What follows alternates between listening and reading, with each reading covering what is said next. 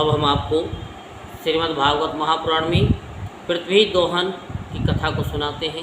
तो आप सभी मन को एकाग्र करते हुए शांतिपूर्वक कथा को श्रवण करेंगे और धर्म लाभ प्राप्त करेंगे।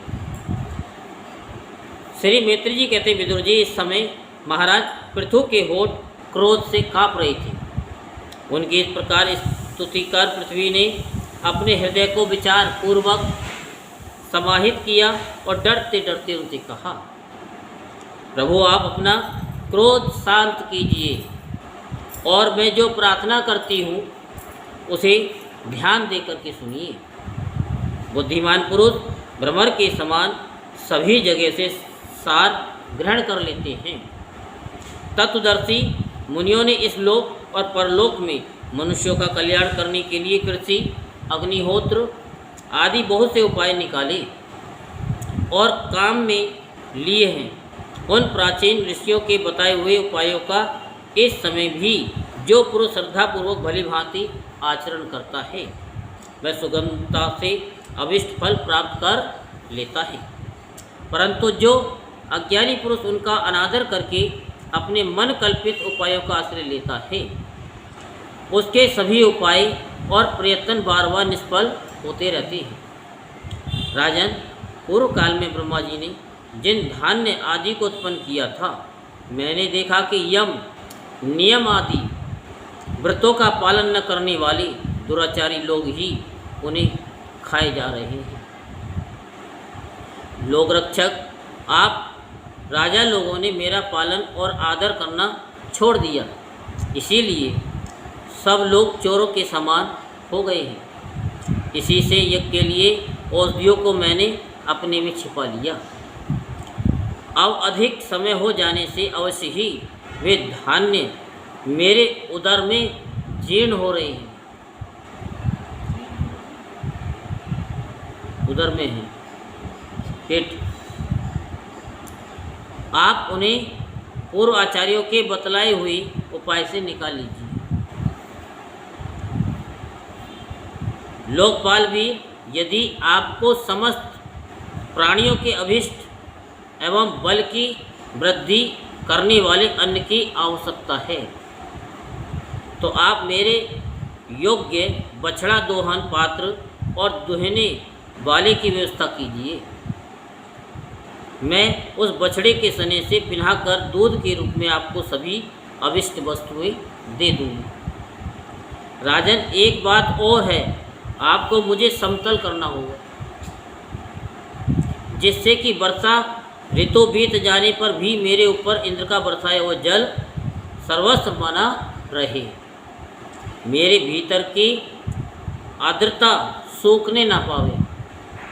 ये आपके लिए बहुत मंगलकारक होगा। पृथ्वी के कहे हुए ये प्रिय और हितकारी वचन स्वीकार कर महाराज पृथु ने स्वायंभू मनु को बछड़ा बना अपने हाथ में ही समस्त धान्य को धो लिया। ध्यान से सुनना। पृथु के समान अन्य विज्ञजन भी सब जगह से सार ग्रहण कर लेते हैं, अतः उन्होंने भी पृथु जी के द्वारा वश में की हुई वसुंधरा से अपनी अपनी अभिष्ट वस्तुएं धो ली। ऋषियों ने बृहस्पति जी को बछड़ा बनाकर इंद्रिय, वाणी, मन और स्रोत रूप पात्र में पृथ्वी देवी से वेद रूप पवित्र दूध दूहा। देवताओं ने इंद्र को बछड़े के रूप में कल्पना कर स्वर्ण में पात्र में अमृत, वीर्य, मनोबल, ओज, इंद्रिय बल और शारीरिक बल रूप दूध दूहा। दैत्य और दानवों ने असुर श्रेष्ठ प्रहलाद जी को वत्स बनाकर लोहे के पात्र में मदिरा और आसव, ताड़ी रूप दूहा, ताड़ी रूप दूध दूहा। गंधर्व और अप्सराओं ने विश्वावसु को बछड़ा बनाकर कमल रूप पात्र में संगीत, माधुर्य और सौंदर्य रूप दूध दूहा। श्राद्ध के अधिष्ठाता महाभाग पितृगण ने अर्यमा नाम के पितृश्वर को वत्स बनाया तथा मिट्टी के कच्चे पात्र में श्रद्धापूर्वक कव्य पितरों को अर्पित किया जाने वाला अन्न रोप दूध दुहा। फिर कपिल देव जी को बछड़ा बनाकर आकाश रूप पात्र में सिद्धों ने अणिमादि अष्ट सिद्धि तथा विद्याधरों ने आकाश गमन आदि विद्याओं को दुहा।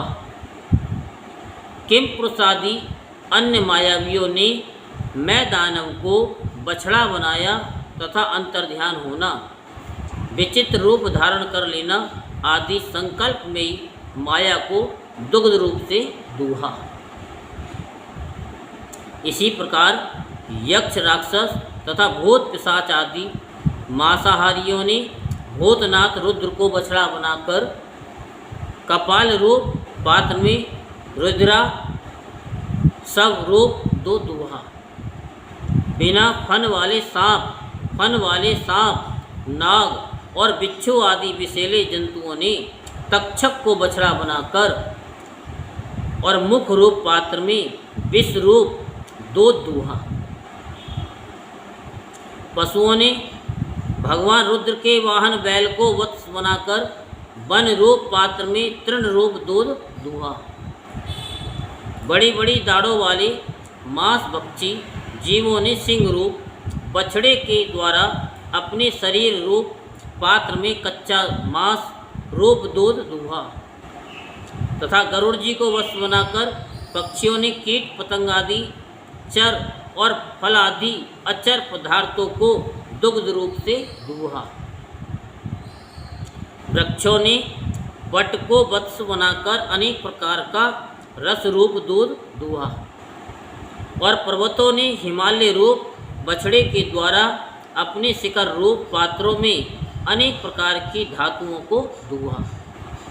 पृथ्वी तो सभी अभिष्ट वस्तुओं को देने वाली है और इस समय वह पृथ्वी जी के अधीन थी, अतः उससे सभी ने अपनी अपनी जाति के मुखिया को बछड़ा बनाकर अलग अलग पात्रों में भिन्न भिन्न प्रकार के पदार्थों को दूध के रूप में धो लिया।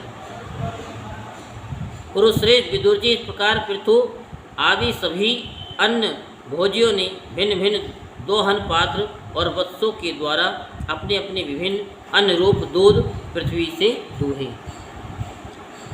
इससे महाराज पृथु ऐसे प्रसन्न हुए कि सर्व काम दूहा पृथ्वी के प्रति उनका पुत्री के समान स्नेह हो गया और उसे उन्होंने अपनी कन्या के रूप में स्वीकार कर लिया। फिर राजाधिराज पृथु ने अपने धनुष की नोक पर या नोक से पर्वतों को फोड़कर इन सारे भूमंडल को प्राय समतल कर दिया। वे पिता के समान अपनी प्रजा के पालन पोषण की व्यवस्था में लगे हुए थे। उन्होंने इस समतल भूमि में प्रजा वर्ग के लिए जहाँ तहाँ यथा योग्य निवास स्थानों का विभाग किया।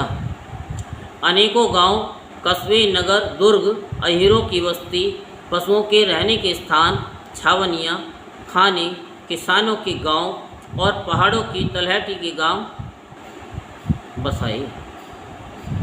महाराज पृथु से पहले इस पृथ्वी तल पर पूर्व ग्रामादि का विभाग नहीं था। सब लोग अपने अपने सुविधा के अनुसार वे खटके जहाँ तहाँ बस जाते थे। बोल वृंदावन बिहारी लाल की जय, बोल बांके बिहारी लाल की जय। जय जय श्री राधेश्याम, जय जय श्री राधेश्याम, जय जय श्री राधेश्याम।